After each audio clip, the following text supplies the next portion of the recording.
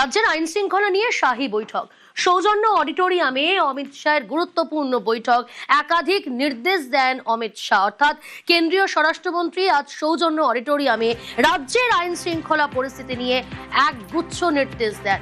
কি কি নির্দেশ দিলেন তিনি? প্রীতিশ রয়েছে, আরো ডিটেল জানাবে। প্রীতিশ, দেখো, একাধিক গুরুত্বপূর্ণ বিষয় নিয়ে আলোচনা হয়েছে। তার মধ্যে যেটা সব থেকে বেশি গুরুত্বপূর্ণ সেটা হচ্ছে রাজ্যের অনুপ্রবেশ।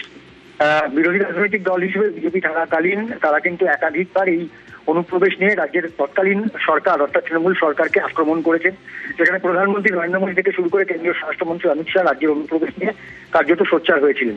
এবার এই প্রথম এত বড় মাপের যে নিরাপত্তা কেন্দ্রিক যে বৈঠক, সেই বৈঠক কিন্তু এই রাজ্যে হলো। প্রথমে উত্তরবঙ্গ এবং তারপর আজ দক্ষিণবঙ্গের যে মূলত নিরাপত্তার যারা আধিকারিকরা রয়েছেন, কেন্দ্রীয় যে সমস্ত সংস্থা রয়েছে অর্থাৎ সিআরপিএফ থেকে শুরু করে বিএসএফ থেকে শুরু করে এনআইএ থেকে শুরু করে বিভিন্ন যে সমস্ত সংস্থা রয়েছে তাদের আধিকারিকদের সঙ্গে অমিত শাহ এবং তার সঙ্গে সঙ্গে রাজ্যের মুখ্যমন্ত্রী শুভেন্দু অধিকারী তারা জোড়া যে বৈঠক, সেই বৈঠকের মাধ্যমে কার্যত রাজ্যের নিরাপত্তা, নারী নিরাপত্তা, মহিলাদের নিরাপত্তা এবং তার সঙ্গে সঙ্গে অবশ্যই অনুপ্রবেশ নিয়ে সামগ্রিক যে আলোচনা, সেই আলোচনা কিন্তু আজকের এই বৈঠকে হয়েছে। প্রিয়াঙ্কা। ওকে।